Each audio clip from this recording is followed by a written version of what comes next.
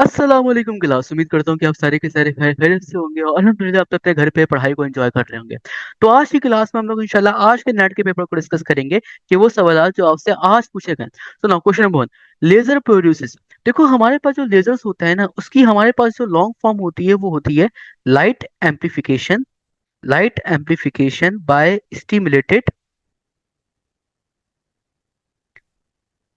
Stimulated emission of radiation. हमारे पास जो ledgers हैं उनकी जो लॉन्ग फॉर्म है वो होती है हमारे पास light amplification by stimulated emission of radiation. तो इसको हम लोग कह रहे होते हैं लेजर्स। अच्छा, लेजर्स ना हमारे पास एक काफी ज्यादा तवील टॉपिक है। इसको अगर मैं थोड़ा सा आपको डिफाइन करूं तो लेजर्स के अंदर ना हमारे पास पॉपुलेशन इन्वर्जन जो होती है, लेजर्स के अंदर हमारे पास जो पॉपुलेशन इन्वर्जन है इसका होना बड़ा लाजमी है। ओके, जब भी हमारे पास जो लेजर्स हैं वो परफॉर्म होती है तो लेजर्स के अंदर हमारे पास पॉपुलेशन इन्वर्जन का होना लाजमी है। While on the other and जो हमारे पास एक्सरेज होती है, एक्सरेज के अंदर हमारे पास जो है वो एक ऐसे एटम्स का होना लाजमी है जिनके अंदर इनर ट्रांजिशन शेल्स हो। ओके, और वो आपके पास एटॉमिक नंबर जिनका आपके पास जो एटॉमिक चार्ज नंबर है अगर वो 23 से ज्यादा है तो उनके अंदर हमारे पास जो है वो एक्सरेज पाई जाती हैं और उनके अंदर इनर ट्रांजिशन शेल भी हो। तो लेजर्स के अंदर हमारे पास जो एंड प्रोडक्ट होता है वो बेसिकली हमारे पास होगा कि वो जो लाइट होगी वो मोनोक्रोमेटिक लाइट होगी, यानी कि वो सिंगल कलर की होगी। वो हमारे पास हाईली इंटेंस लाइट होगी, ओके, पॉपुलेशन इन्वर्जन की वजह से। और वो हमारे पास कोहेरेंट होगी। तो हमारे पास जो ऑल ऑफ दिस है वो हमारे पास पूरा का पूरा राइट आंसर है कि हमारे पास जो लेजर्स में जो फॉर्मेशन होती है वो जो एंड में हमें जो लाइट मिलती है वो एक हाईली इंटेंस होती है पॉपुलेशन इन्वर्जन की वजह से। और हमारे पास जो लाइट होती है वो सिंगल कलर की होती है। और वो लाइट क्या होती है, वो लाइट हमारे पास जो है वो कोहेरेंट भी होती है ना। Question number 2, to increase the measuring range of voltmeter the series resistance should be. अब देखो हमारे पास जो वोल्ट मीटर होता है वो बनता कैसे। वोल्ट मीटर हमारे पास होता है कि अगर हमारे पास एक गैल्वानोमीटर है और इस गैल्वानोमीटर के साथ सीरीज में अगर हम लोग एक हाई रेजिस्टेंस कनेक्ट करते हैं, गैल्वानोमीटर के साथ सीरीज में अगर हम लोग एक हाई रेजिस्टेंस कनेक्ट करते हैं और इसी हाई रेजिस्टेंस को आप लोग कह रहे होते हो मल्टीप्लायर। क्या कह रहे होते हो, इसी हाई रेजिस्टेंस को आप लोग कह रहे होते हो मल्टीप्लायर। तो आपके पास जो पूरा का पूरा जो फैशन है, आपके पास जो पूरा का पूरा फैशन है ये आपके पास कहला रहा होता है वोल्ट मीटर। तो वोल्ट मीटर की अगर आपने रेंज को इंक्रीज करना है तो आपने जो सीरीज रेजिस्टेंस कनेक्ट की हुई है जिसे हम लोग मल्टीप्लायर कह रहे होते हैं, सीरीज रेजिस्टेंस को हम लोग मल्टीप्लायर भी कह रहे होते हैं, ठीक है, उसकी वैल्यू आपने इंक्रीज करनी होगी। तो जिसकी तो आप उसकी वैल्यू जितनी ज्यादा इंक्रीज करेंगे तो आपके पास जो वोल्ट मीटर की रेंज है वो क्या होगी, वो उतनी ज्यादा ही आपके पास इंक्रीज होगी। अब हमारे पास सिनेरियो ये बन जाता है कि जो वोल्ट मीटर है और हमारे पास जो एम मीटर है, ठीक है, ये मैंने आपको प्रीसीडिंग वीडियोस हैं जो नेट के पेपर्स जो हम लोग सॉल्व कर रहे हैं रेगुलर बेसिस पे, उसके अंदर ये मैंने आपको करके बताई हुई है। साथ ही साथ एक बहुत ही ज्यादा इंपॉर्टेंट एक क्वेश्चन निकलता है जो कि यहाँ से पूछा जाता है। वो बेसिकली आपके पास होता है करंट सेंसिटिविटी का। ओके, और वो हमारे पास फॉर्मूला होगा theta upon I equals to B N A upon C. काफी दफा ये क्वेश्चन भी पूछा गया है कि हमें बताइए कि आपके पास जो करंट सेंसिटिविटी होती है, ठीक है, वो इंक्रीज होती है तो कब होगी। देखो हमारे पास जो करंट सेंसिटिविटी है ये पूरा का पूरा जो थीटा बाई आई है ना, ये हमारे पास करंट सेंसिटिविटी ही कहला रहा होता है। ये पूरा का पूरा हमारे पास जो थीटा बाई आई है ये हमारे पास करंट सेंसिटिविटी कहला रहा होता है। तो करंट सेंसिटिविटी आपके पास इंक्रीज होती है जब आप मैग्नेटिक लाइंस ऑफ फोर्स है, यानी कि मैग्नेटिक फील्ड इंटेंसिटी है, अगर आप उसको इंक्रीज करो वो आपके पास इंक्रीज होती है। कि अगर आप नंबर ऑफ टर्न्स हैं अगर आप उसको इंक्रीज करो वो आपके पास इंक्रीज होती है। कि आपके पास जो एरिया है, ठीक है, अगर आप उसको इंक्रीज करो तो आपके पास जो करंट सेंसिटिविटी है वो आपकी इंक्रीज होती है। और कौन सा गैल्वानोमीटर है जिसकी करंट सेंसिटिविटी अच्छी होती है, तो आपके पास वो गैल्वानोमीटर जो कम करंट पे ज्यादा डिफ्लेक्शन देगा उसकी जो करंट सेंसिटिविटी है वो इतनी ही आपके पास क्या होगी, ज्यादा होगी। तो ये बेसिकली आपके पास कुछ ना कुछ जो टॉपिक्स हैं जो क्वेश्चन है जो आपसे नेक्स्ट के पेपर से काफी दफा पूछे ना। Question number 3, in Compton's effect the frequency of scattered photon. अब हमारे पास जो कॉम्पटन्स इफेक्ट होता है उसमें हमारे पास जो शिफ्ट इन वेवलेंथ होता है उसका फॉर्मूला हमारे पास होगा delta lambda equals to H upon M naught C bracket 1 minus का कॉस थीटा। ये हमारे पास जो है वो डेल्टा लैम्डा का फॉर्मूला होता है, ठीक है, यानी कि shift in wavelength. Delta lambda को शिफ्ट इन वेवलेंथ भी कहते हैं। अबे डेल्टा लैम्डा ओपन होता है तो हमारा बनता है लैम्डा एस माइनस का lambda i, lambda s minus का lambda i i equal to H upon M naught C bracket 1 minus का कॉस ऑफ थीटा। अब एक्सपेरिमेंट से हमने वाली बात देखी है कि हमारे पास जो स्कैटर्ड वेवलेंथ है वो हमारे पास ज्यादा होती है इंसिडेंट वेवलेंथ से। ये हमारे पास जो है वो एक्सपेरिमेंट से वाली चीज पता चली है, यानी कि ऑब्जर्वेशन से हमें वाली चीज जो है वो पता चली है। लेकिन वो आपसे जो है वो स्कैटर्ड वेवलेंथ का पूछ ही नहीं रहा। वो आपसे पूछ रहा है कि आप बताइए कि आपके पास जो फ्रीक्वेंसी है स्कैटर्ड फोटोन की, वो हमारे पास as compare to incident photon से ज्यादा होगी या कम होगी।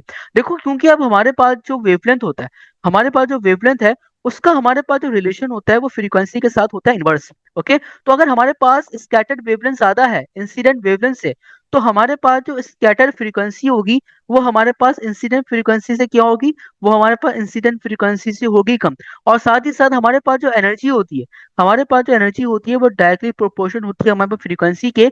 तो हमारे पास जो इंसिडेंट वेवलेंथ होगी इसकी हमारे पास एनर्जी ज्यादा होगी as compare to energy of scattered wavelength या स्कैटर्ड फोटोन। तो हमारे पास जो ऑप्शन नंबर ए है वो इसका राइट आंसर है कि हमारे पास जो स्कैटर्ड फोटोन की जो फ्रीक्वेंसी है वो हमारे पास हमेशा लेस होगी इंसिडेंट फोटोन की फ्रीक्वेंसी से। Question number 4, in which of the following radiation possesses greatest penetrating power. देखो, अगर मैं आयोनाइजिंग पावर की बात करूं, अगर मैं आयोनाइजिंग पावर की बात करूं तो हमारे पास आयोनाइजिंग पावर के अंदर जो सबसे ज्यादा पावर होगी वो हमारे पास अल्फा पार्टिकल की होगी, उसके बाद हमारे पास बीटा पार्टिकल की होगी, और उसके बाद हमारे पास जो है वो गैमा पार्टिकल्स की होगी। लेकिन अगर मैं बात करूं आपके पास पेनिट्रेटिंग पावर्स की, अगर हम बात करें आपके पास पेनिट्रेटिंग पावर्स की, तो हमारे पास सबसे ज्यादा जो पेनिट्रेटिंग पावर होगी, सबसे ज्यादा तो हमारे पास जो पेनिट्रेटिंग पावर होगी वो हमारे पास गैमा रेस की होगी, उसके बाद हमारे पास बीटा रेस की होंगी, और उसके बाद हमारे पास अल्फा रेस की होंगी। तो ये दो हमारे पास जो एक सॉलिड कॉन्सेप्ट निकल के आते हैं, दो सॉलिड हमारे पास जो है वो एक क्वेश्चन निकल के आते हैं, जो कि आपसे ऐसे ही पूछ लिए जाते हैं ताकि आप जो है वो नंबर को गेन करें। तो उसके पीछे का हमारे पास जो आंसर्स हैं वो ये होते हैं। तो पेनिट्रेटिंग पावर जो होती है वो हमारे पास गैमा रे से क्या होती है, सबसे ज्यादा होती है। Question number 5, a system absorb 600 joule of energy and work is equivalent to 300 joule on its surroundings. The change in internal energy is। अब देखो, हमारे पास जो भी हीट, अगर हमारे पास हीट सिस्टम को दी जाती है ना, अगर हम सिस्टम को हीट दे रहे हैं तो वो हमेशा पॉजिटिव कंसीडर होती है। और नतीजे में अगर हमारे पास जो सिस्टम है, अगर वो हमें हीट वापसी दे रहा होता है तो वो हमारे पास कैसी कंसीडर होती है, वो हमारे पास कंसीडर होती है नेगेटिव। अगर सिस्टम हमारे पास जो हीट है वो रिजेक्ट करे, या फिर जो सिस्टम है अगर हीट को एक्सपेल करे, तो वो हमारे पास जो हीट है वो कंसीडर होती है हमारे पास नेगेटिव के अंदर। तो according to first law of thermodynamics हमारे पास फॉर्मूला बनता है delta q equals to delta u plus का डेल्टा डब्ल्यू। अब हम सिस्टम को हीट दे रहे हैं, ठीक है, तो वो कंसीडर हो रही है हमारे पास पॉजिटिव। अब जो सिस्टम है, ठीक है, उसके मुताबिक सिस्टम हमारे पास वर्क कर रहा है, तो वो भी हमारे पास 300 जूल पॉजिटिव के अंदर आ जाएगा। तो ये हमारे पास बन जाएगा 600 equals to delta u plus का 300। ओके, अभी प्लस का 300 जो है ये यहाँ पर है, जब ये वहां जाएगा तो नेगेटिव का हो जाएगा। तो ये हो जाएगा 600 माइनस का 300 equals to delta u. Okay, तो डेल्टा यू निकल के मेरे पास आया है 300 जूल। आप इसको इस तरीके से भी कंक्लूड कर सकते हो कि हमने सिस्टम को 600 जूल की एनर्जी दी, 300 जूल जो है वो हमारे पास खर्च हो गए वर्क करने के लिए, और जो रिमेनिंग 300 जूल है वो हमारे पास खर्च हो गए सिस्टम में जो मॉलिक्यूल्स हैं उनकी इंटरनल एनर्जी को इंक्रीज करने के लिए। ओके, तो ये आपके पास जो है वो एक अदर थ्योरी है इसके पीछे की। Question number 6. In young double slit experiment, the fringe spacing will be maximum if we use। काफी दफा पूछा जाने वाला एक ही क्वेश्चन, जो कि घुमा फिरा के अलग तरीके से भी पूछा जाता है। कभी आपके पास distance between the slits and screen से पूछा जाता है, कभी आपके पास जो है वो जो स्लिट्स होते हैं उनके दरमियान में जो सेपरेशन होती है, कभी उनसे भी पूछ लिया जाता है। तो काफी दफा एक ही पूछा जाने वाला एमसीक्यूज है, नस के पेपर्स है, जो कि घुमा फिरा के कहीं से भी पूछ लिया जाता है, और उसका फॉर्मूला एक ही है। वो उसका फॉर्मूला हमारे पास होता है delta y equals to lambda l over D.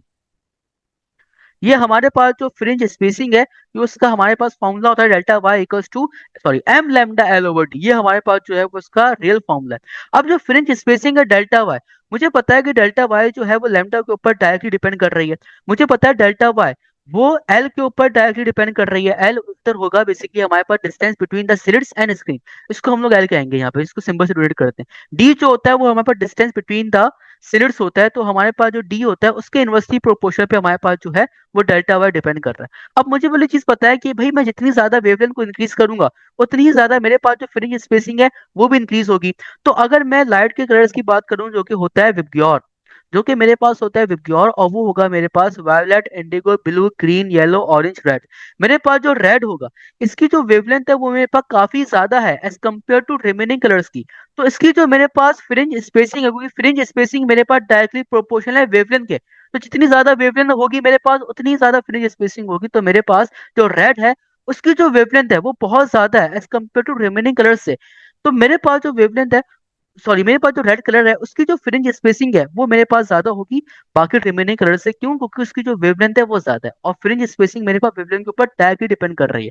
While on the other and कि अगर मैं distance between the slits and screen को इसकी इंक्रीज करता हूँ, तब भी मेरे पास जो फ्रिंज स्पेसिंग है वो इंक्रीज होगी। और सिमिलरली मेरे पास अगर मैं डिस्टेंस बिटवीन द स्लिट्स को इंक्रीज करूं, अगर मैं डिस्टेंस बिटवीन द स्लिट्स को इंक्रीज करूं, तो मेरे पास जो फ्रिंज स्पेसिंग है वो क्या होगी, वो मेरे पास डिक्रीज होगी, क्योंकि फ्रिंज स्पेसिंग का डिस्टेंस बिटवीन द स्लिट्स के साथ जो रिलेशन है वो कैसा है, वो इनवर्स है।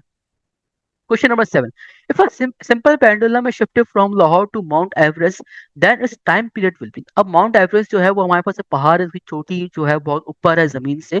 तो हमारे पास जो टाइम पीरियड होता है उसका फॉर्मूला मेरे पास होगा T equal to 2 pi under root L over G.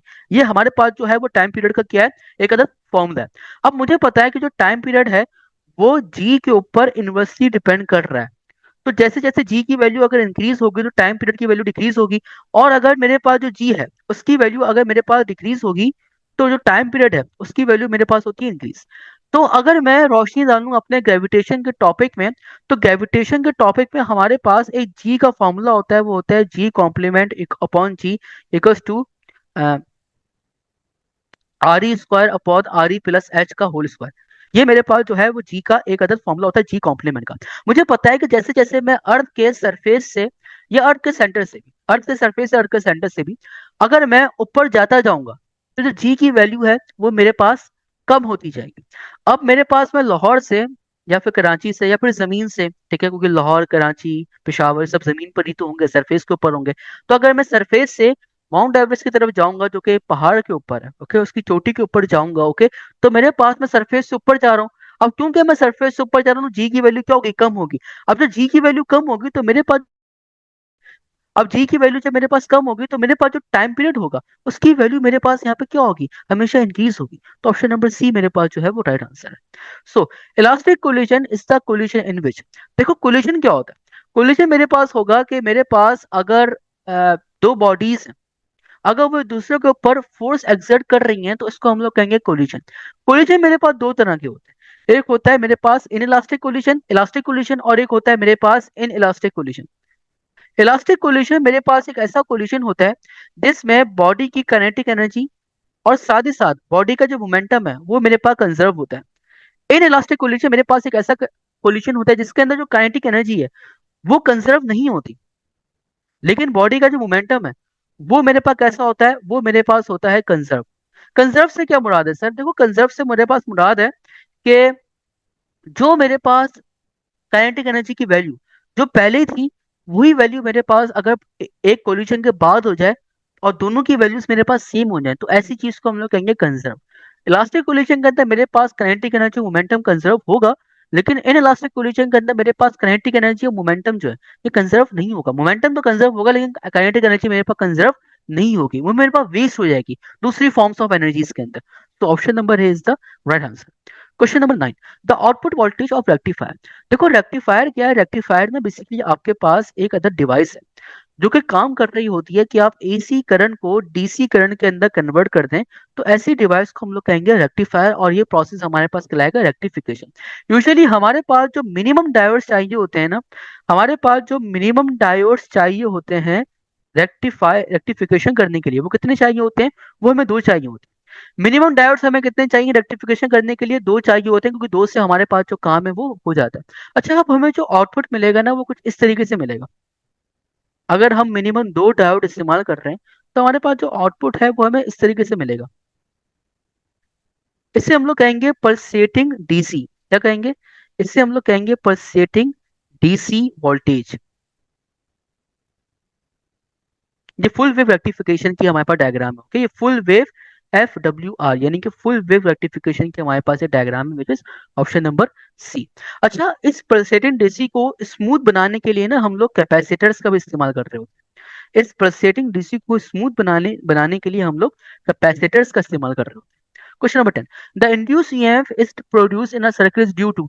ये वाली बात हमारे पास Faraday law of electromagnetic induction से ली गई है कि हमने वाली चीज देखी है कि मेरे पास कोई एक आधा कंडक्टर है और कंडक्टर के अंदर से जब करंट को फ्लो कराया जाएगा तो हमारे पास इस कंडक्टर की विसिनिटी में एक अदर मैग्नेटिक फील्ड जनरेट होगी। ठीक है, क्या ऐसा हो सकता है कि अगर मैं मैग्नेटिक फील्ड को जो है वो चेंज कराऊं और कंडक्टर के अंदर करंट इंड्यूस हो जाए?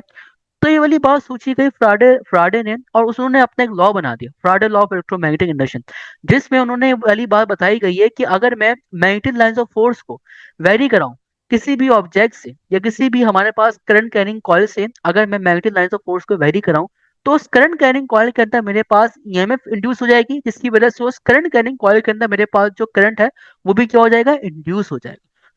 लेकिन इसके लिए शर्त ये है कि अगर हम लोग मैग्नेटिक लाइंस ऑफ फोर्स है उसको हम लोग वेरी करना है टाइम के साथ साथ। तो उसके लिए हमारे पास फॉर्मूला है E equals to N delta phi B over delta T. ये delta phi B over delta T जो है ये हमें रेट बता रहा है, ओके, मैग्नेटिक फ्लक्स का। अच्छा, साथ ही साथ ना हमारे पास यहाँ पे एक माइनस का साइन भी नजर आता है। ये माइनस का साइन जो होता है वो हमारे पास शो कर रहा होता है लेंस लॉ को। लेंस लॉ बेसिकली हमारे पास जो होता है वो कंजर्वेशन के लिए यूज हो रहा होता है एनर्जी के लिए, okay. So which is option number c is the right answer. This is all about के वो एमसीक्यू जो कि आज नेट के पेपर में पूछे गए थे। Thank you for watching this video and thank you for attending this lecture. जजाकल्लाह, take care of yourself, अल्लाह हाफिज।